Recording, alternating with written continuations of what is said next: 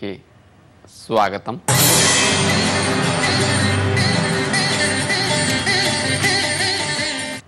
ఈ కార్యక్రమంలో మనందరం సాధారణ సమస్యలు చక్కని చిట్కాలలో ఈ రోజున 61వ సమస్య, చర్మాన్ని శుద్ధి చేయాలంటే ఏమి చేయాలనే విషయం తెలుసుకుందాం.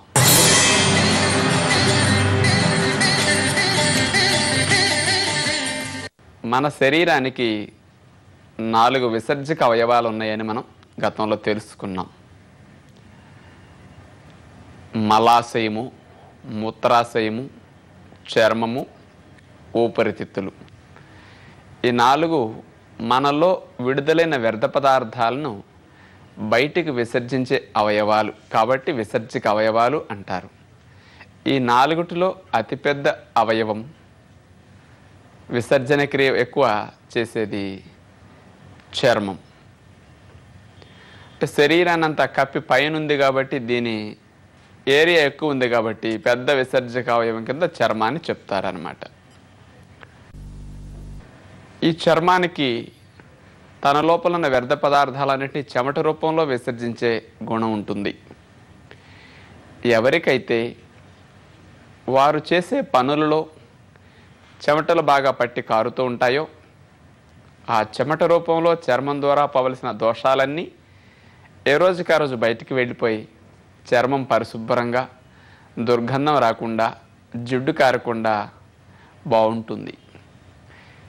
ఎవరిలో అయితే చెమట సరిగా పట్టకుండా విసర్జన సరిగా జరగదో అవన్నీ వ్యర్థ పదార్థాలు చర్మంలో పేరుకుని చర్మంలో రకరకాల దద్దుర్లు, దురదలు, స్కిన్ అలర్జీలు, చిన్న చిన్న పొక్కులు, గుల్లలు లాంటి వాటిని సృష్టించటం, అలాగే చెమట కూడా దుర్వాసన ఎక్కువగా రావటం, జిడ్డుగా అనిపించటం, బట్టలన్నీ ఊరికే మాసిపోవటం, చెమట బట్టలు కంపు మనం భరించలేనట్లుగా తయారవటం, ఇలా చాలా మందిలో జరుగుతూ ఉంటుంది.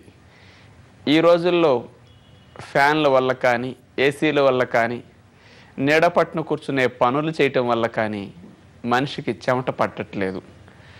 పైగా ఈ రోజుల్లో చాలామంది కొంచెం డబ్బులున్నవారు, కొంచెం మంచి మంచి ఉద్యోగాలు చేసేవారు అందరూ కూడా ప్రతిరోజు మేకప్ వేసుకు వెళుతూ ఉంటారు. ఆ పూసే పౌడర్లకు కానీ, వేసే కోటింగ్లకు కానీ, వాడే డియాడరెంట్స్కి కానీ స్నానం చేసిన వెంటనే శరీరం అంతటికీ కాస్త స్ప్రేస్ కొట్టేస్తూ ఉంటారు చెమట బయటికి రాకుండా. అవన్నీ ప్రభావం చేత చర్మరంధ్రాలు మూసుకుంటాయి. మరి ఇలాంటి వారిలో చెమట సరిగా పట్టక చర్మంలోని వ్యర్థ పదార్థాలు బయటికి పోక చర్మంలోనే నిలవుండి రకరకాలుగా సమస్యలు కారణం అవటానికి ఇవన్నీ అవకాశం కలిగిస్తుంటాయి.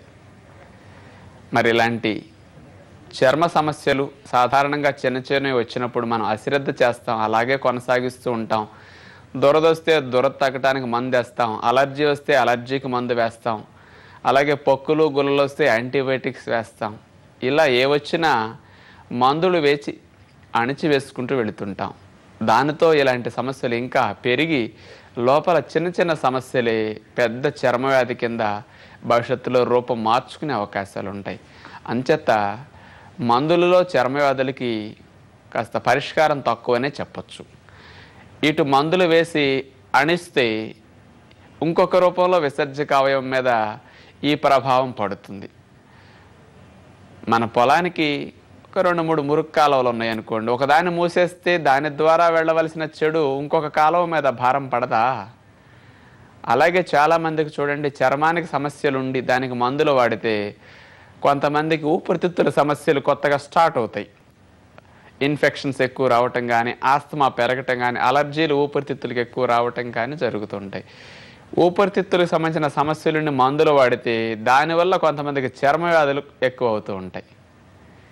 ఎందుకంటే మందులు వాడేసరికి ఆ విసర్జక అవయవం సరిగా పనిచేయక అణిగిపోయి అందులోని వ్యర్థ పదార్థాల శరీరం ఇంకొక రూపంలో బయటకు పంపటానికి రకరకాలుగా ఇబ్బందులు పడుతూ కొన్ని రకాల కొత్త సమస్యలను సృష్టిస్తూ ఉంటుందన్నమాట.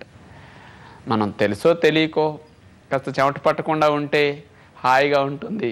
నిజంగా చెమట పట్టకుండా ఉంటే మనకు జిడ్డు అనిపించదు, స్నానం చేయాలని కూడా అనిపించదు, బట్టలు మరకలు అవటం కానీ, ఇస్త్రీ దెబ్బతినటం కానీ, మరి పౌడర్ కారిపోవటం కానీ ఇలాంటిది అనిపించదు. ఫ్రెష్గా చూడటానికి బాగుంటాం.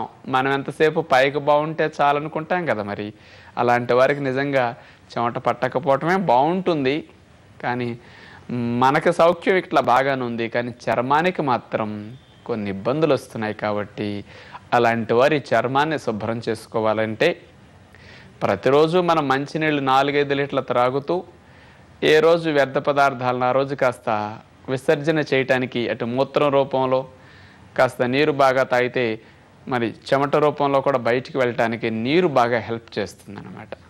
మనందరికీ 4-5 లీటర్ల నీరు త్రాగే క్రమశిక్షణ తెలుసు. అలా మంచిగా 4-5 లీటర్ల మంచినీళ్ళని త్రాగే ప్రయత్నం చేయండి. ఇంటర్నల్గా కణజాలంలో కాలుష్యం అంతా శుద్ధి అవటానికి నీటి ప్రక్రియ చక్కగా హెల్ప్ చేస్తుంది. ఇది మొదటిది. రెండవది, ఈ చర్మాన్ని శుద్ధి చేసుకోవటానికి లోపలికి జ్యూసెస్ అవి కూడా కొంచెం హెల్ప్ చేస్తాయి.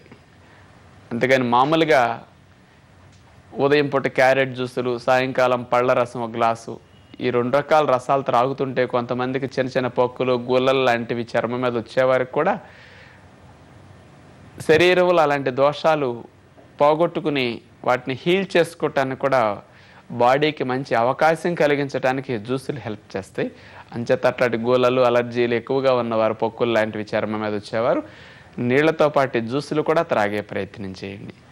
ఇక చర్మంలో పేర్కొన్న టాక్సిక్ వేస్ట్ మెటీరియల్ అంతటిని శుద్ధి చేసుకోవటానికి చర్మాన్ని శుద్ధి చేసే ప్రక్రియ మనం ఒకటి చేయవలసి ఉంటుంది. అదే నీటి ఆవిరి పట్టే ప్రక్రియ. ఈ మధ్య మనకి బ్యూటీ పార్లర్స్లో, స్టార్ హోటల్స్లో రకరకాలుగా ఎక్కడికక్కడ మసాజ్ సెంటర్లు పెట్టి మసాజ్ చేసి ఆవిర్లు పట్టడం సహజంగా జరుగుతూ ఉన్నది. చాలా ప్రాంతాల్లో న్యాచురల్ క్యూర్ క్లినిక్స్ కూడా మనకు కనపడుతూ ఉన్నాయి. అలాంటి చోట్ల ప్రత్యేకించి శిక్షణ పొందిన వారు మర్దన చేసి ఆవిరి పట్టే ప్రయత్నం చేయిస్తుంటారు. మనము అందుబాటులో ఎక్కడన్నా సిటీస్లో ఉంటే అలాంటి న్యాచురల్ క్యూర్ సెంటర్స్కి వెళితే ప్రత్యేకించి అక్కడ చదువుకున్న డాక్టర్స్, చదువుకున్న స్టాఫ్ కూడా ఉండి ఒక సిస్టమేటిక్ మసాజ్ని అక్కడ మీకు చేస్తారు. ఎందుకు మసాజ్ ముందు చేయించుకోవాలి? మసాజ్ చేసినందువల్ల ఆ నూనె రాసి రుద్దేటప్పుడు ఆ ఫ్రిక్షన్కి చర్మరంధ్రాలు ఓపెన్ అవుతాయి, తెరుచుకుంటాయి అన్నమాట, మూసుకున్నవన్నీ. మనకి రుద్దుతూ ఉంటే ఈ భాగం వేడెక్కుతూ ఉంటుంది, చర్మ భాగం.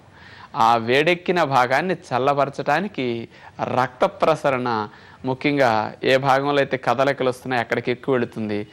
మామూలుగా మనకి చర్మానికి అన్నిటినీ కప్పి పైన ఉంది కాబట్టి రక్త ప్రసరణ సహజంగా తక్కువగా వెళుతూ ఉంటుంది.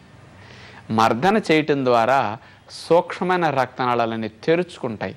తద్వారా చర్మానికి ఎప్పుడు వెళ్ళనంత రక్త ప్రసరణ మసాజ్ చేయించుకోవటం ద్వారా జరుగుతూ ఉంటుందన్నమాట.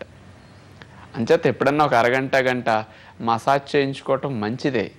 వెనకటి రోజులు మనం గుర్తు చేసుకుంటే దీపావళి పండగ సందర్భంగా, సంక్రాంతి పండగ సందర్భంగా కొన్ని ముఖ్యమైన సందర్భాల్లో మంగళ స్నానాలని పెట్టేవారు మగవారికి. ఒళ్ళంతా నూనె రాసి మర్దన చేసి తర్వాత నలుగు పెట్టి కుంకుడికాయ రసంతో స్నానం చేయించేవారు. రోజంతా పనుల్లో పడిపోయి శరీరం గురించి అశ్రద్ధ చేశారు కాబట్టి పండగలప్పుడన్నా చర్మాన్ని శుద్ధి చేసే ప్రక్రియ పల్లెల్లో అనాదిగా వస్తున్న ఆచారం.